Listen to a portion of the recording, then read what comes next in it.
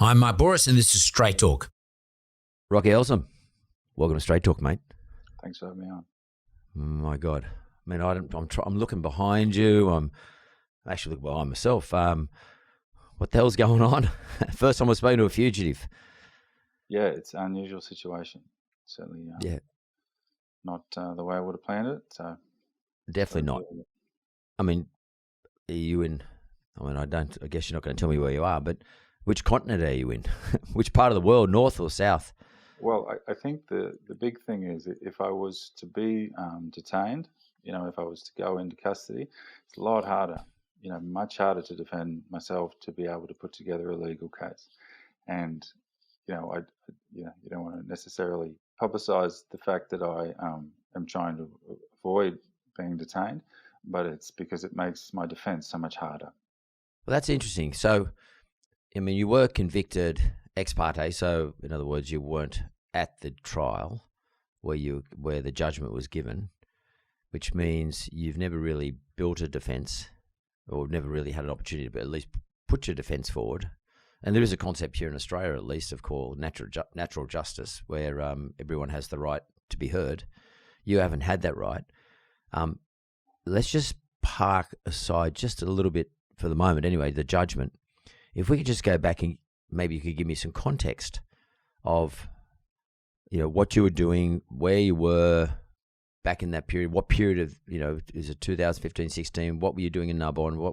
How'd you end up in that French club anyway, for a start? So some Australians, including Bob Dwyer and some bankers and guys with a bit of money, were approached by the club to save it from relegation on financial reasons. So every club has to have a positive balance sheet, otherwise it can be kicked out of the competition. Right. So they approached Bob and others and said, can you help us? Because locally there's a lack of motivation, but they feel like they're going to need some, international help.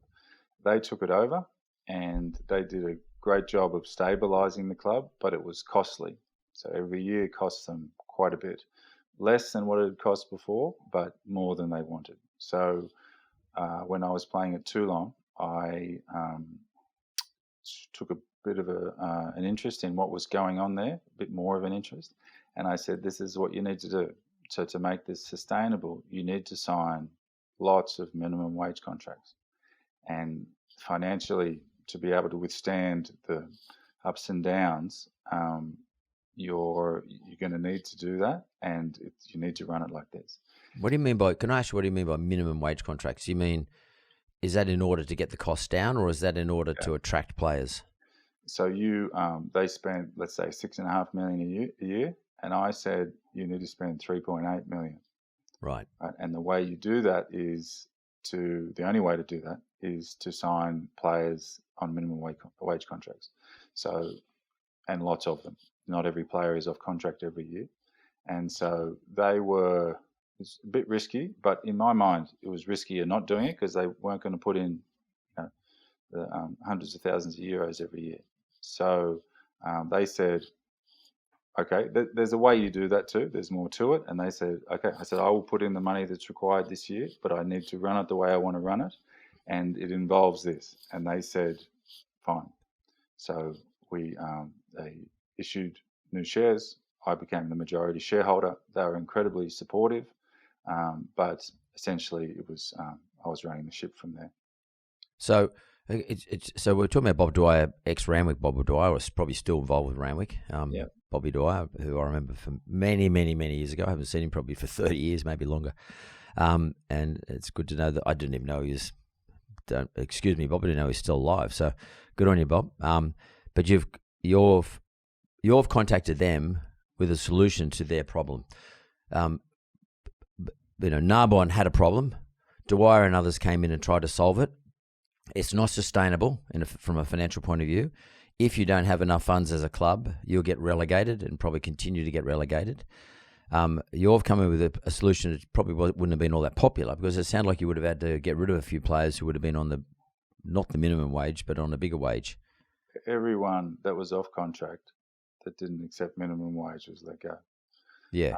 And so I guess it's financially, it makes complete sense, but then you have the emotional pressure of trying to get that team to stay in the competition, on sporting grounds, right? And so, in terms of talent. yeah, if you finish last or second last, you're relegated as well. So, there was a lot of pressure around that time. I thought it was the best thing to do, but it's like a bit of a catch-22. Solve the financial problem first, and then I'll deal with the talent problem second. Well, give me a bit of a sense, mate, of the area. So I don't know where this area is in France. Give me a sense of the people, the culture. Do they like Australians? Do they hate Australians? Are they tribal? What's the deal there? Very, very tribal. It's the Ord or Languedoc region is kind of dry, arid region on the coast near the Spanish border, so on the Mediterranean, beaches and all the rest. But they're basically a region of villages, and they are incredibly tribal. So when you say, here's this, for example, we had one of the Tuilangi brothers at number 8, 135 kilos, physical specimen, great player. I say, I'm going to swap this guy. I didn't announce it, but the truth was I was replacing him with a 92-kilo junior. He was going to be number 8. They get very upset with that. The guy that came in, he was better. He was on minimum wage, turned out to be a good player. But at the time, you can feel their emotion. And that's that's a large reason why French rugby is so strong. Well, is the reason? Sorry, I don't understand. So you're saying one of the reasons French rugby is so strong is the cultural sort of momentum and impact that goes from the villages and the towns and the cities that support that particular team. It's so parochial. Is that what you mean? Yeah. So just imagine you're in Sydney, and then you have Glebe, right? Glebe has its own team, right? And they spend €6.5 million. Then in Balmain, they have their own team, and they spend 10. And then a little further over in Drummoyne, they have their own team, and they spend €16 million on their team. And so you've got these villages, essentially, that are right next to each other that have enormous resources. And the way they do that is by the local governments getting right in behind the team and people being the epitome of tribal in rugby terms. And so in this region, there's eight or nine teams in a close proximity. Toulouse having a €48 million budget, and they just don't have the people that you would think, the number of people that you would think supports that, but the intensity of the support is so great that they're able to, and as a result, they do produce a lot of France's talent in that area. So, I'm still trying to get a sense of this, is because as a foreign country, and obviously we have our tribalism here in Australia too, in terms of AFL, rugby league, rugby union, etc. But it sounds like it's sort of a couple more levels above that. How does a club like Narbonne, how does it fund itself outside of capital contributions by, I presume they were shareholders, Bob and those guys. Did they own it as a shareholder, or what's the structure look like? Yeah, they owned it as shareholders, but that is the question that most people don't understand. So that's the answer to that question most people don't understand. And that is because most people think, well, you have these wealthy benefactors. And in Paris, you do. The Savard family, Peter Wild, Jackie Laronzetti, very wealthy guys, they fund the deficit. Outside of that, you have this situation where they have an incredible financial advantage over every rugby club in the world. So that is organised around the local government. So that the local governments, the mayor, it's not Waverley Council. They have much larger government works under their control. Every government contractor is expected to contribute to the community, and a lawful and almost obligatory contribution is to the rugby club if it's a rugby town, right? So there's nothing illegal about that. But as a result, if you go to a French club, you will see hundreds of sponsors, hundreds of cash-paying sponsors. If you go to the UK, you might see 3, the rest is contra. So you have hundreds of sponsors, and they say the TV rights deal is really lucrative in France. That's not their advantage. It will be in 2027. It'll be nearly insurmountable for other clubs around the world.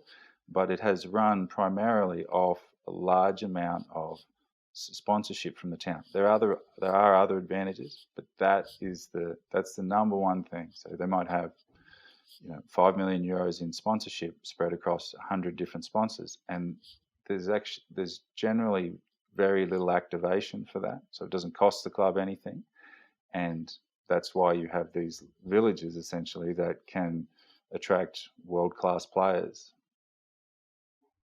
So someone who comes from a sort of a similar sort of world, a club world, I can sort of get a sense of this.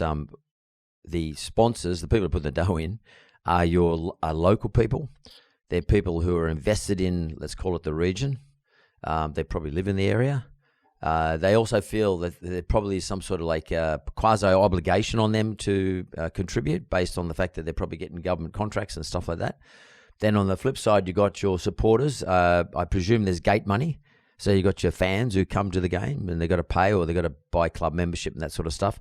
So what we have here is this confluence of stakeholders who actually have a sense of ownership.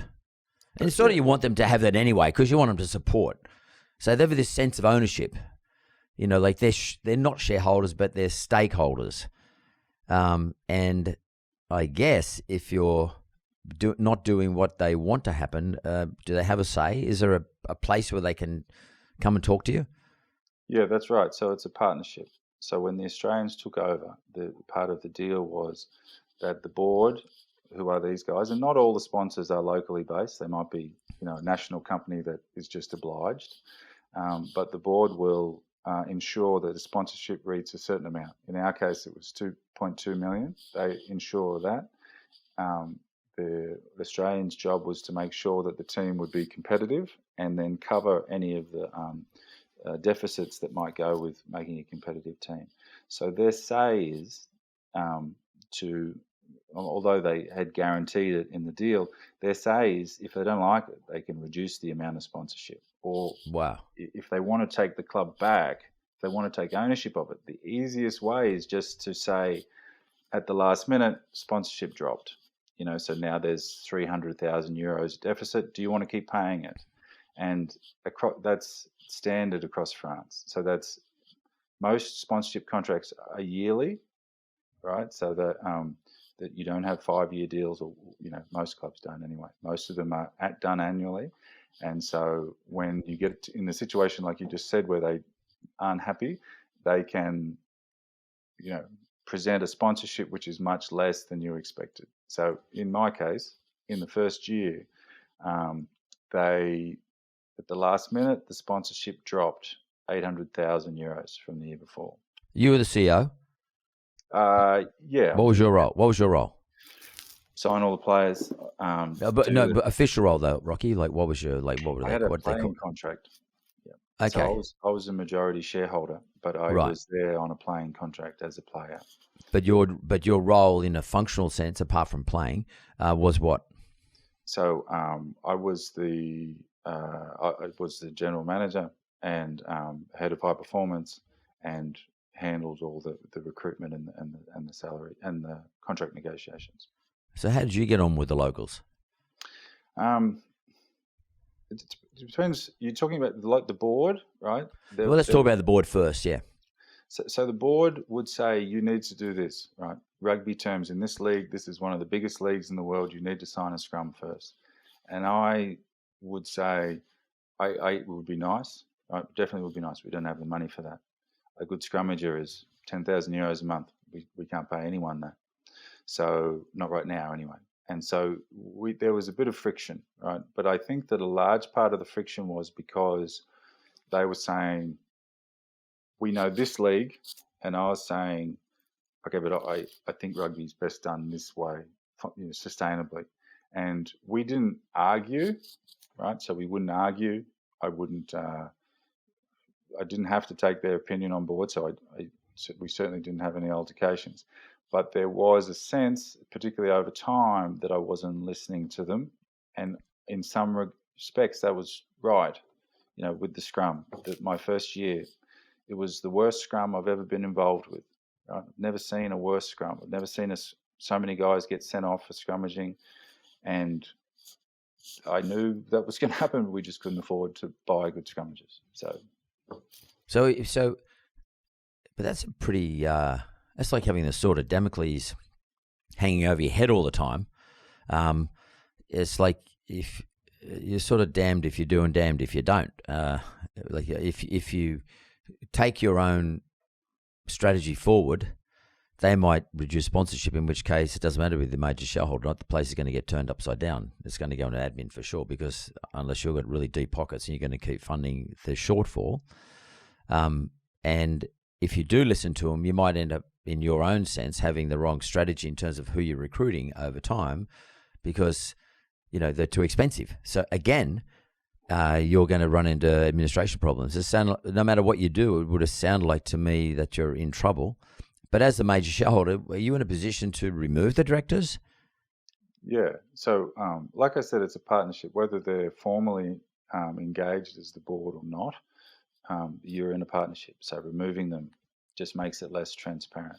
And from my point of view, and this is the same for every rugby club that doesn't have a financial advantage, and very few do, you add the most value to the organisation by making bets on players that are untested.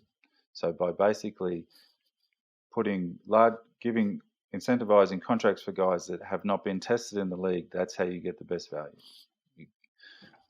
And so if you do that and it works over time, that pressure does release. But certainly in the beginning, that's right.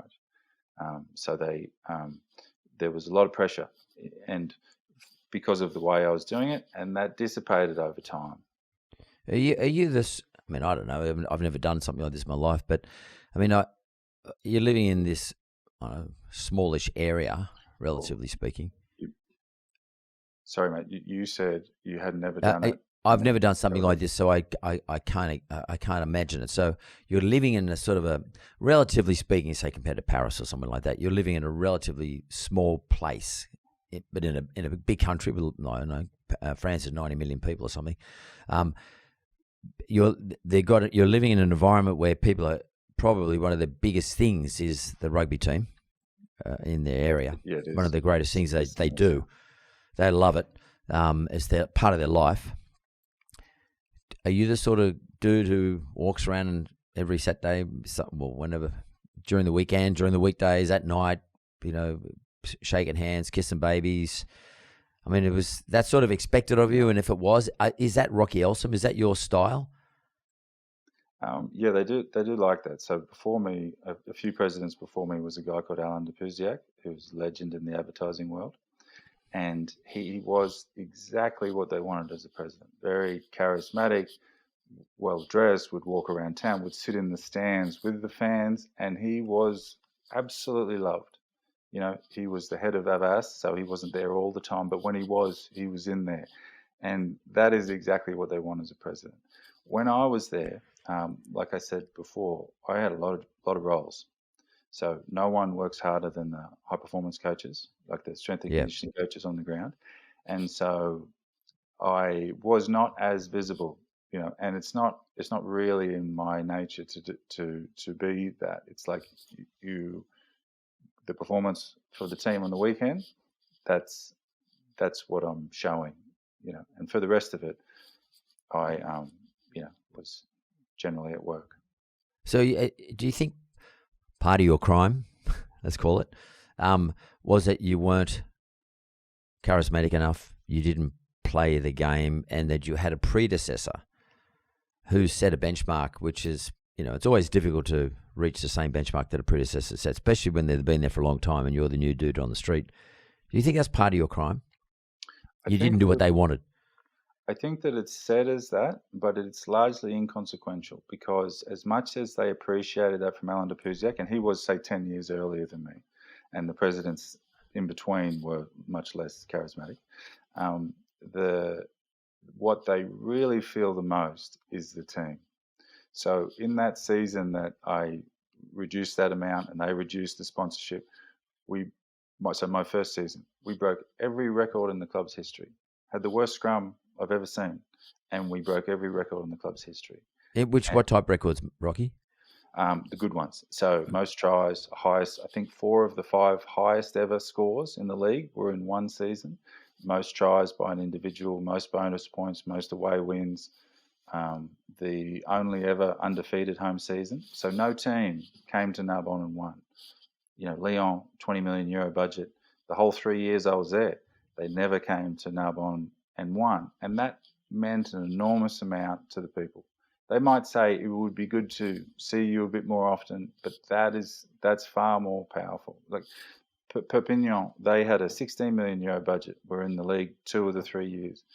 They came to Narbonne and we beat them by 40, right? Wow. And so a record, Narbonne had never beaten them by that much. And they're a huge team straight down from the top 14. And what that gives to the people is far more valuable because they're in the crowd, that they feel it when in that game in particular. It could have been more, but that's what they really want. They really want something to get behind. And if I, kiss a few babies, tell them everything's going to be great, I think that they like that, but they love how it feels when it goes well. So you would say your strategy was working then in terms of outcomes, final outcomes? Yeah, so we lost in the semi-final that year, but if we had a 20% reduction in all revenue at the last minute, and we still posted a healthy profit. So the following year we didn't do as well, but we posted a bigger profit. We had a similar reduction in sponsorship. So this was a program that was financially sustainable, but also too through the high performance program we were able to punch above our weight the entire time, and the pressure was intense in the first year, but by the third year there was much less criticism about the way I was running it, and it was much more targeted at trying to get either control back off me or to someone else. And the Qatar Investment Authority situation was probably the peak of that, is where they were saying it's going okay, but it could be better now. And that was certainly a shift from the beginning when they thought you don't know what you're doing. Is that when you say they, are we talking about a cabal of people, like 5 people, or the whole town, or is there people walking out with placards down the town? Like, What are we talking about? They. So there's big difference. You have the supporters, right? Yep. And the supporters very emotional, riding every wave, but they basically respond to how the team goes. And then you have the people that you have the partnership, the stakeholders. So the city council, the regional FFR, and the board. What's the regional FFR? So like Rugby Australia's representative in the region. Yep. And so in the case of the Qatar Investment Fund or Authority, the stakeholders were in favour, and the media too. So he was very well supported, the guy that was being proposed. But that's who was in favour of him. The local people, they were a little bit more sceptical. And so, right, so Qatar, what do Qatar want to do? They want to take over the Qatar Investment Authority or Fund.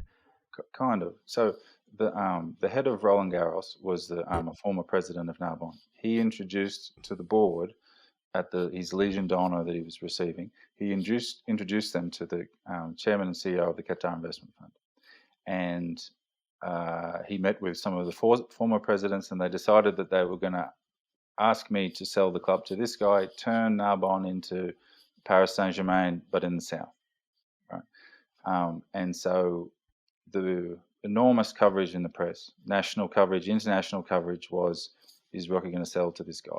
I met him and I said to the board, I'm not sure he's the guy you think he is. Right? What does that mean? What does that mean, Rocky? I mean, what was your objection? The Qatar Investment Authority is $500 billion fund. Massive. Yep. Richest country in the world per capita. Yeah. So, and if I met the guy, nice guy, got on well with him, he doesn't control that fund. Right? That's obvious to me. And it was, when I said that, it was as if I walked into their house and spat on the carpet. It was like could you be more arrogant to think that you're questioning this guy? The mayor, the FFR, the board had all come out and supported him, and I was just saying, I'm not sure who the guy is, but he's not this, right? It's not the same guy that bought PSG, and so from then on, it was virtually a war. So they had said, if you don't sell to this guy, we're going to make things very difficult for you. And I said, I believe you, but it's going to be hard to sell to this guy because he's not who you think he is.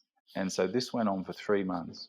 I would call journalists and say, listen, call Nasser, the boss of PSG. Ask him if he knows him.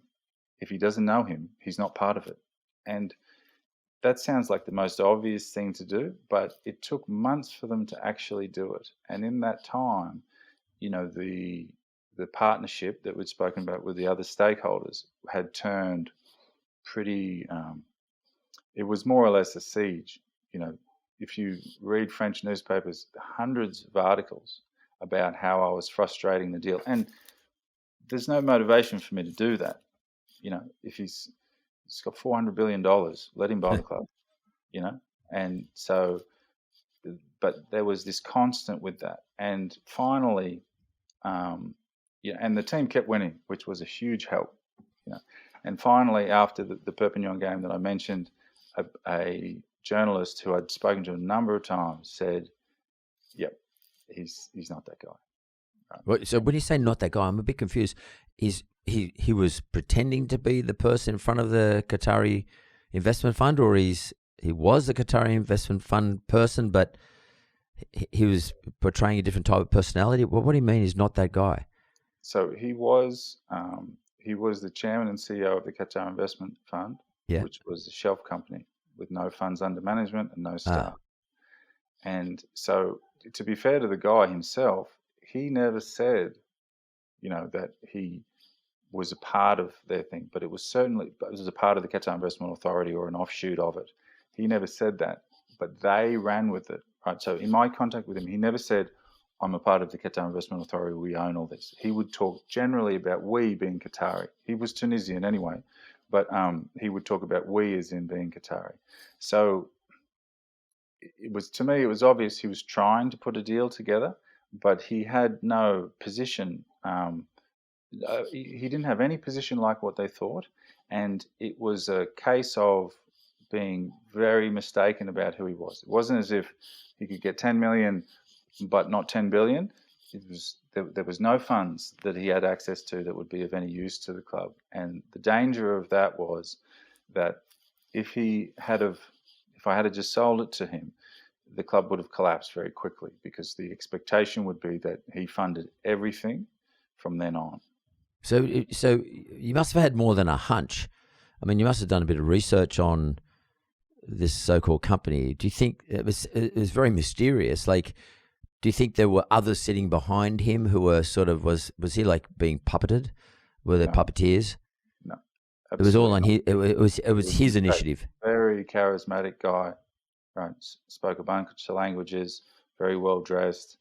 And he basically, they loved the story that he told. So he's a con. Yeah, I didn't mind the guy, to be honest. So I don't want to disparage him, but yeah, there's nothing like what they thought. And even, like I said, the media said more than he did. They said, Rocky's turning his back on billions of dollars here, and they continued to say that. But I think that the thing that gave it away was I called the Qatar Investment Fund. I called them. Every big fund has a PR office, and I said to the PR guy, "Do you have this guy? Do you have Manai? Is he on your board? Is he part of your organisation?" And she said to me, "No, he's with the Qatar Investment Authority. We are an organisation that invests in Qatar.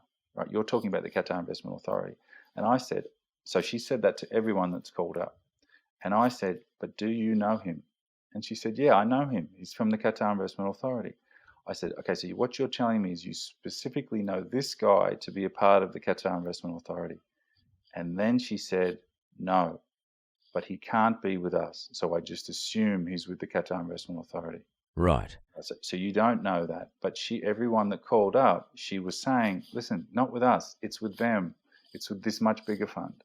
And so when you could tell anyway, right? But when she said that, I was like, I'm sure you've called this girl, call her again. She doesn't know this guy, right? She's saying that, and it might have misled you along with everything else, but she doesn't know that guy.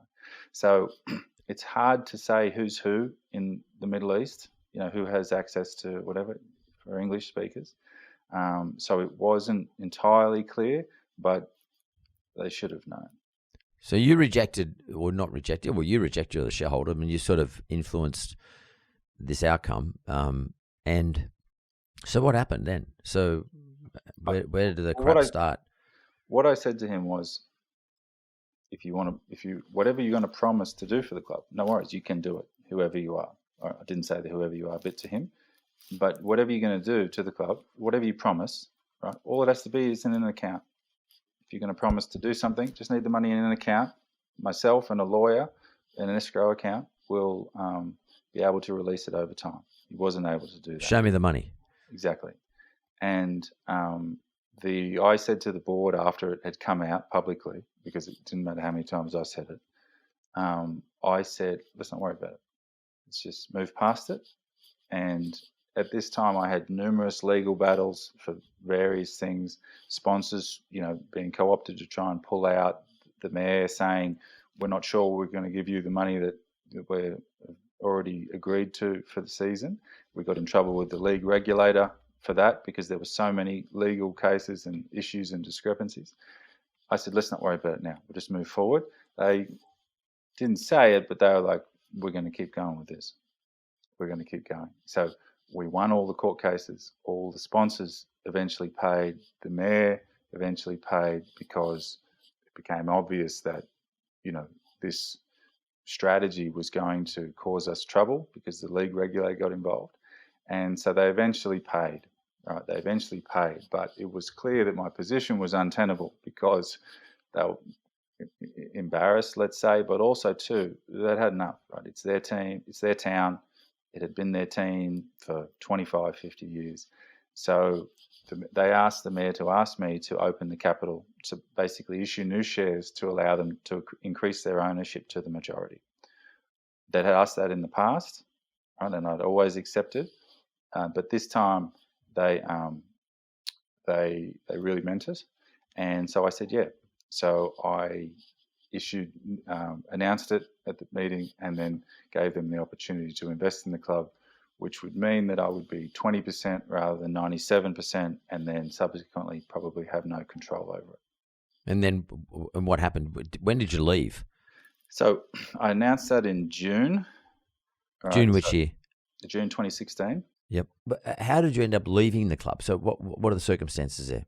So I announced that I'm going to allow some subscription as per the terms asked by the Mary, which is basically to these guys only, exclusively.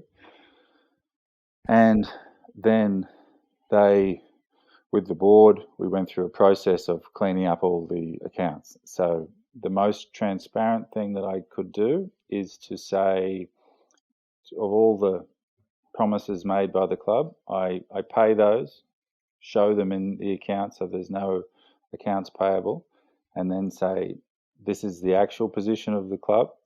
So there's nothing ambiguous about it. Now you know where it's at. Do you want to invest in the club? So I knew they would have a go at me about that. So I did things as clearly as I could. And, there's always things in rugby clubs that, you could potentially, criticise the previous president for. And so I do it in this way. It's very transparent. They have a lot of time to look at the accounts and all the rest, and then decide whether they want to invest. If they don't invest, I keep going. Right? They've got the opportunity. Previously did the same thing. No one subscribed. So there's the chance of doing that. So anything that I promised, I had made sure was completely transparent. And so they say at the end of the month, we would like to, invest in it. Then they take over the majority. I'm still a significant shareholder. I get outvoted as the president, and they carry on as the club. Carry on with the club. The money that they invest, they get to use. So it certainly wasn't used beforehand, but they get the club with a positive balance sheet and cash reserves. Let's say something like €500,000, and that is as rare as you will ever see in France, that a club is handed over in those conditions. With money, with assets. With assets of any level. Normally, it's with major debts. So they did the due diligence. Let's call it due diligence. And who keeps the accounts at the club? Like, do you have like an accountant or a CFO or whatever? So in this case, it was much more open than normal. So we had an independent audit by Deloitte. We had the club's accountant and auditor, who were extremely, let's say, familiar with the board. And then you had the league. So the league had given us a sanction because of, all the legal trouble earlier in the year. So the league had to approve them. And then you had the board. So Bob Dwyer was over there, and Michael Boucher was over there after him to be able to, and they continued on in the board. So you had an unusually high level of transparency over the accounts and all the rest. And it was a much smaller club by then, right? So it was easier to understand.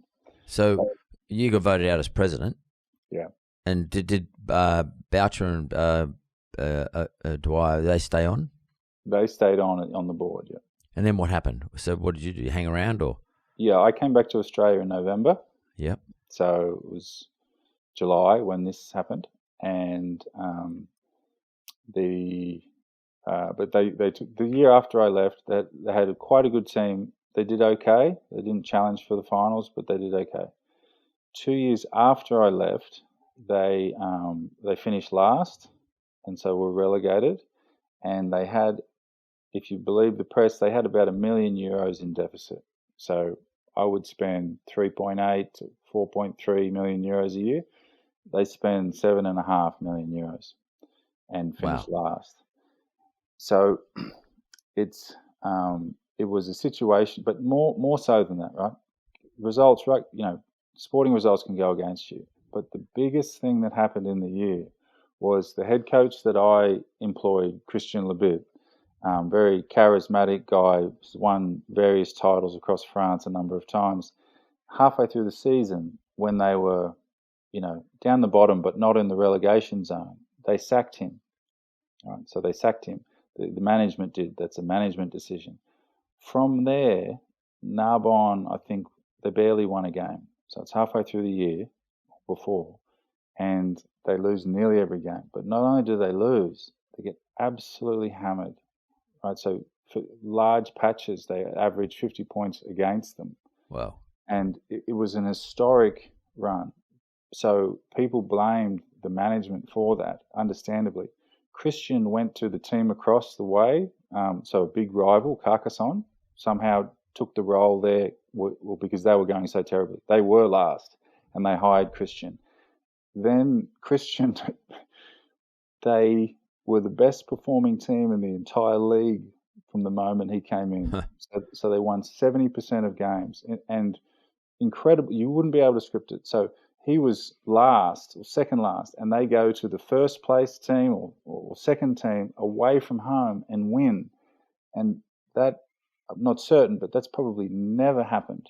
And so the pressure on the new administration on that decision was incredible. And Narbonne was relegated with months to go. So with 8 games to play or something, maybe 5 or 6, everybody knew they were going to be relegated. And so, I know what it's like as the president. There's a lot of pressure when the crowd turn away from the field and back up towards the president and start howling. Right, they would have felt that. So they were officially relegated, and a day or two after, when they were experiencing, they got beaten by 68 points by their biggest rival at home, which is, like I said before, people feel that, they're tribal. They started saying there's a police investigation into Rocky's mismanagement. Right? So that happens the week they lose by 68 points. When they get and they keep teasing these things out, and so in the week that they actually officially get relegated, there's an article which says basically that it's my fault that I turned down this Tunisian guy, that I even fell out with Justin Harrison, that my mismanagement, that there's this police investigation and money went missing. Right? So using the term missing, I disappeared. Didn't let no one knew where I was, and all this type of stuff. And I think it didn't go over particularly well in the beginning because they'd just been relegated, but it dragged out for years and years and years. And so after 5 years of saying it all the time, things like that, and if you look it up, there certainly was a lot of press around allegations before anything came to a court. Then people started to say, well, maybe, particularly if you're not from Narbonne, you would say, well, what did he maybe he did. At the time, they wouldn't have been able to do that. That's always the case. 50% of the people will believe it, and 50% won't believe it. But if someone makes an allegation, you're already in trouble. Yeah, and so in the court documents, and it has been they've been released extremely slowly. They would say these payments have been made without justification, which is the allegation. I'm obviously not there. It's in absentia. It's an inquisitorial system, so there's no advocate for me there. They say, looks like there's a lot of justification for these, but if it's to believe that the club was in financial difficulty, then that's potentially a crime. Right? So I would say, the accounts certified by the auditor and the accountant and by the league and by an independent auditor, myself and the board, all say that it was in a very good financial position. What are you using to say that it wasn't? If that's my evidence, what's your evidence? And we still haven't had the club's a lot of the documents released from the court, but I think, and that's the only way it becomes a criminal offence, if they can link it to the relegation 2 years later. So it's a case of the allegations were doing reputational damage for a long time, and they were understandably reluctant to release the actual details of it, because if you go through the allegations, like I've said publicly, where is the damage to the club? If a player is given a salary advance and that is paid back out of his salary over the course of his contract, who's the victim? Is that one of the allegations? Like you gave five of the allegations. Five of the allegations. Yeah, and so in the court documents they say we accept that these were paid back. So why are they in there? Or if you say in the case of Chris Whittaker, he's paid €79,000.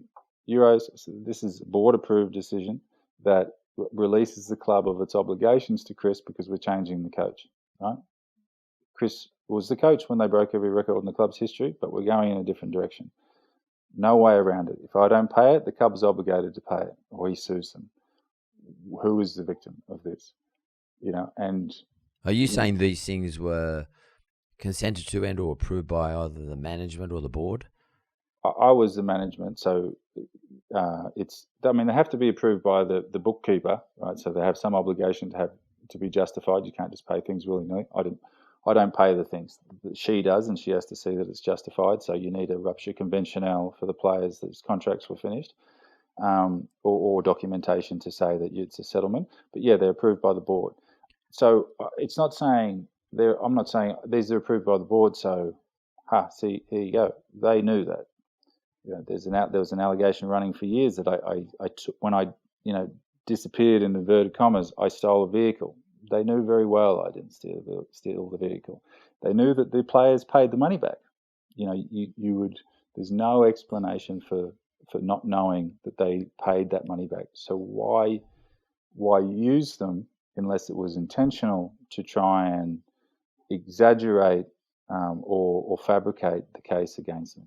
So why do you think, Rocky, that they, and whoever it was that sort of was behind the the commencement of the investigation by the police, Why do you think they're trying to discredit Rocky Elsom in that local area? What's the reason that is behind the discrediting of you?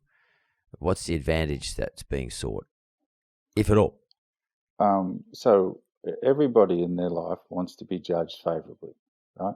You want other people to say, this guy's done this, did this well, he's this, received well. You cannot escape the 2018. You cannot escape the anger from that. Just like Gilbert Izern, who was the head of Roland Garros tournament director at the Tour de France, he was the president when they were relegated in 2007 from the top 14. People talk about it all the time. So in a village, if you want to be judged well, right, after 2018, it was not possible, right, because it's so important to the town. Their legacy as a person is affected by that. And so in a large way, and because of the relentlessness of it and the conviction, like you got to remember, I was convicted of these things that I'm saying to you, that distracts from that, right? Not entirely, right? People still remember to a degree, but it certainly does distract from that. They do not want to be associated with what happened to the club because they're still in the amateur leagues now, and it's a way to deflect that. And like I said, that would not have washed in 2018, but 8 years later, or 6 years later from then, it's more believable. Are you saying that, therefore, you are a scapegoat for what happened in those what seemed to be poor decisions, which resulted in a relegation in 2018, and by the sounds of it, many thrashings by other clubs, which would have been embarrassing for the club, Narbonne? Are you saying that they made Rocky Elsom many years later, and from that period, but also built up many years later as a sort of a scapegoat for those outcomes? Well, they definitely tried to, but you have to remember the legal case hinges on me being connected to the relegation in 2018, even though they were relegated on sporting grounds. In other words, they were relegated because of poor decisions that you made. Yeah, so they say, publicly they say 700,000 euros, but in the court documents they say 250,000 euros worth of payments, Chris Whitaker, Tom Boyden, various others that, small-ish amounts. They had a direct impact on the club, which resulted in that, which illegally that's incredibly difficult to make, but they have to make that argument. That has to be made for it to warrant a criminal case. So so did you know the court case was on?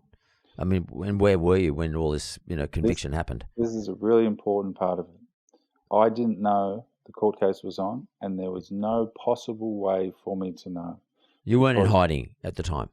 So I was in the paper, some time earlier, like not long before the actual trial, saying where I was, what I was doing, and what my upcoming public event schedule was, doing things with Leinster in Dublin, right? So there's no excuse to say they couldn't track me down, right? Although they didn't try, and that's an important thing. I'm not saying I don't think they tried hard enough.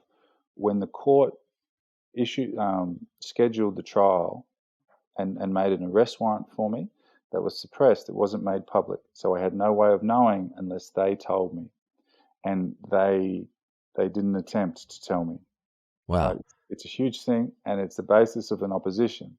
So I'm hopeful that they hear that opposition and say that the ruling should be thrown out, rather than saying, okay, we need a retrial, right? Because I'm still wanted, I'm still to be detained, and I still have the conviction. Whereas if I can get them, if the judge accepts that they didn't try, and they certainly haven't said anything opposite to that, from 2013 onwards when the trial was ordered, then it should be, in theory, it should just be kicked out on that, and they can start again if they want, but then it's going to involve me. It's going to involve asking questions of me. It's going to allow for my, my defence.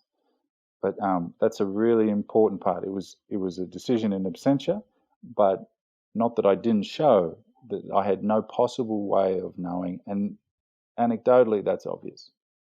So when you were in Dublin, just doing your thing, living there. You weren't sort of in hiding in Dublin. Did they try to arrest you? Yep. So I had some legal advice where they said an extradition order. This is the one case where French bureaucracy might be to your advantage. You probably got between 2 and 6 weeks, and I was like, I don't know about that. And before it comes through, so I got it, got the news, packed my stuff. How did you get the news? I mean, you got some secret sort of tunnel going into the court system? Yeah, my phone started blowing up. That's how I got the news. So everyone else got it first. Yeah. And so I would say, people would say, "Mate, is this all right?" And it was the first I heard of it, like 5-year sentence, international arrest warrant. And I was scheduled to Leinster were playing back at a famous stadium for the first time since I played there, and I was scheduled to appear there at that game. And they rang and said, "Probably best you don't come." So it was like everything was happening at the same time. And so I if I was detained, right, this conversation, preparing documents, it gets very difficult. I could be detained for a long time. It's unlikely that I'd get bail in France. I mean, it's possible, but you got to prepare for not being able to. Ireland were obliged to extradite me. So I was like, you cannot get taken in for this. You cannot get arrested for this. I can't be detained because expensive, time-consuming, emotionally, it would be more demanding. So I left straight away, and so soon after, and left all my things in Dublin. Just grabbed a backpack and left. And so, they say we couldn't find Rocky for 8 years. The Garda, inside an hour, came to where I worked, came to where I lived, and called me on the phone. And they called last, and I said, I'm not in Ireland, so it's not in your jurisdiction. They were like, okay, no worries. If you come back to Ireland, we're going to have to arrest you. I was like, okay, good to know. So you just packed a backpack and just left everything else behind? Have you got, I don't know this, but have you got a wife and family? Are you married with kids, or what's the deal? I don't have kids, and I'm not married, no. Not married, okay. So you're a little bit more mobile than most. But you literally just put something in a backpack and took off. I got some advice. So I spoke to a couple of lawyers. They all said, you're going to be fine. This is going to take a while for the Garda, the Irish police to get this notification. They're probably not going to do it. And then I got some advice from another lawyer, and she said, no, they have to extradite you. There's no way around it, even in absentia. There's all these examples of them doing it. They got no, and you'll be detained even if you try and fight it, but most likely you'll be sent back to France. What sort of passport do you have? Do you have an Irish European passport? Are you an Irish background? No, Australian, just Australian. So you don't have any Irish parentage or any of those sorts of things. You don't have any. Obviously, you don't have any Greek parentage, so you can't end up in Greece or Spain. No. So when you make that decision, you're not going to tell me where you are, of course, but and I'm trying to work out from the screen behind you. That tells me nothing. How do you work out where to go? Well, you don't have unlimited options, but it was interesting at the time because you get a lot of people saying, mate, you're, like anything I can do to help. Right? Yeah. So, and I definitely appreciated that. And then you get some people that say, I know a guy's got a boat. Yeah. Or something like, how about I hire a plane? You get on it, we'll go to here. In this jurisdiction, they can't get you. And people saying that, which is like, I don't know, if you're in a crisis like that, not that I could take them up on it all the time, but it's like, that's what you want. A guy saying, mate, there's no extradition. If you can get here, right, you can't be extradited, and things like that. So I looked into it myself and then made a decision on what was the easiest. So I only had one choice. I couldn't go to the airport in Ireland, so I had to just get out of there. So how important then was it for you to have this support group, and how much do you think playing for Australia, captaining Australia, and having a great rugby career. How much of that do you think actually helped build that sort of brotherhood type thing, where we're going to look after Rocky and get him out of there, or if he can get to this particular place, help him get away? Almost nothing. Really? So it's like you hear the verdict, right? People get worried. They go, well, there might have been an issue. And what I had said to everyone, Dan Herbert, all the guys I played with, just all you need to do for me, all you need to do is say, just make it clear to everyone that I was not there at it. This is in absentia, right? Which is unusual for English speakers to understand what that means, which means absolutely no defence. And that was important to me because your extradition in another country outside of Ireland, your extradition could be blocked on the back of that because they don't respect that process. But people are understandably, they get scared by it, right? So the people that say you would never, and this is one of the great things, is you would never expect who says, mate, I tell you what, I can do this. Let's try and do this. It's like, like not that I needed to use them, but it's like it comes down to an individual thing. And I think in terms of the Wallabies, did you get a surprise? Did anyone surprise you? Did anyone come out of the woodwork who maybe wasn't a great friend?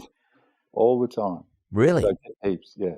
Someone to go, because I like people don't run around saying, I'm infallible. Like you have conflicts with people over time, and you would be surprised at people that reached out and said, mate, if you do this, I'll make sure this happens here because you're in this jurisdiction and it works like this here where I am.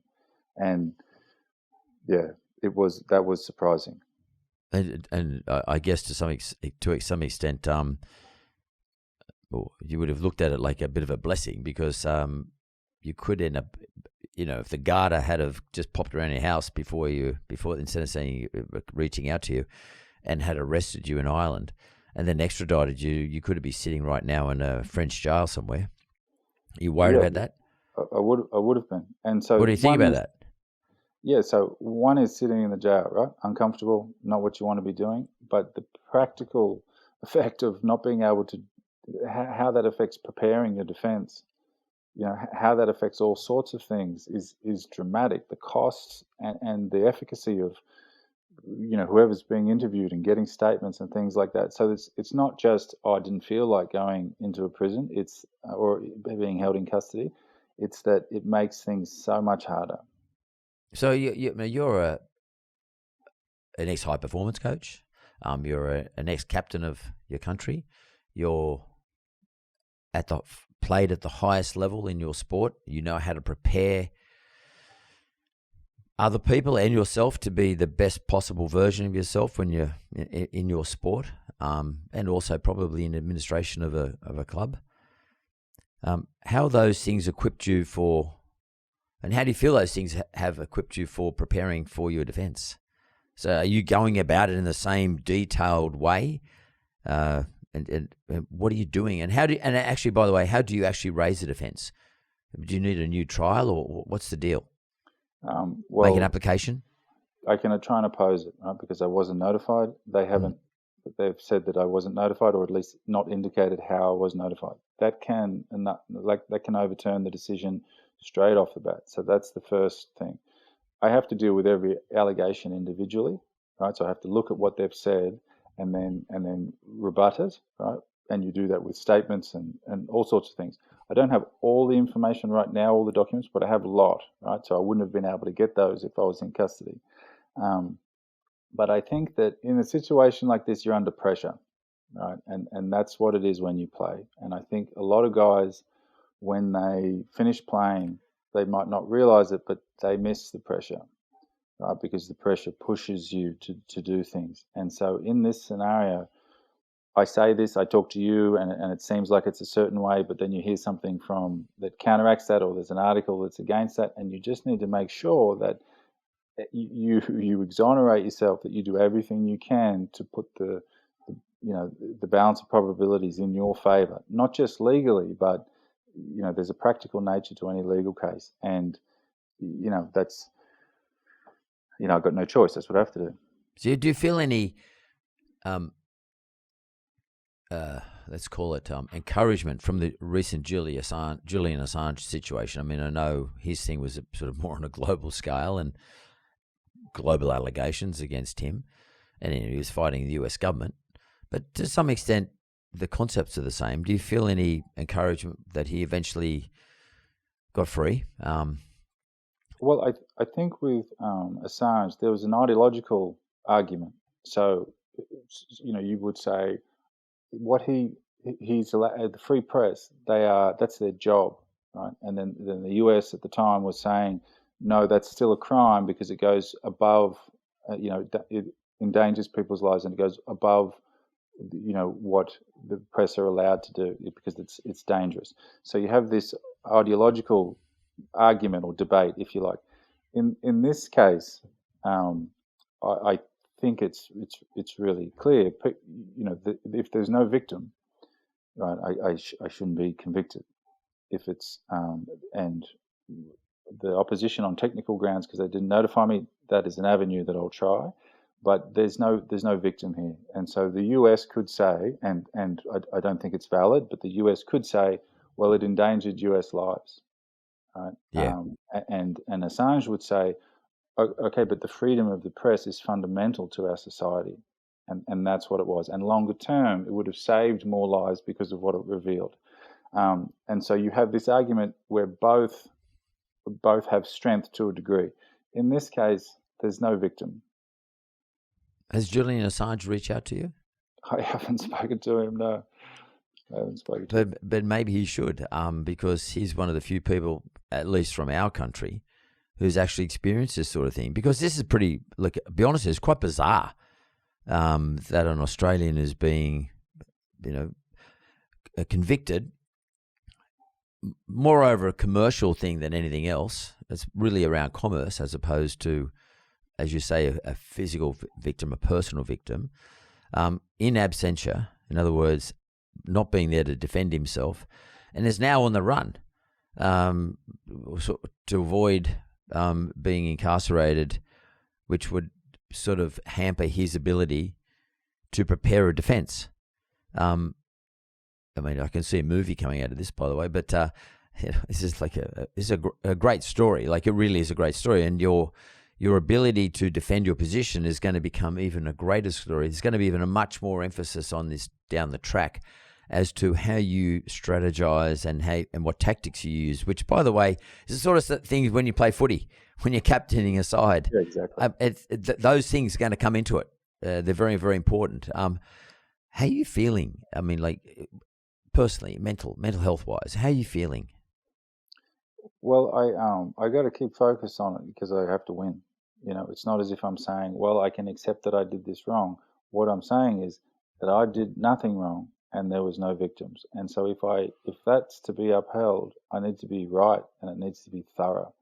There needs to be no question because I already have the conviction. It's not, beyond reasonable doubt, like it might be in an Australian court in the beginning.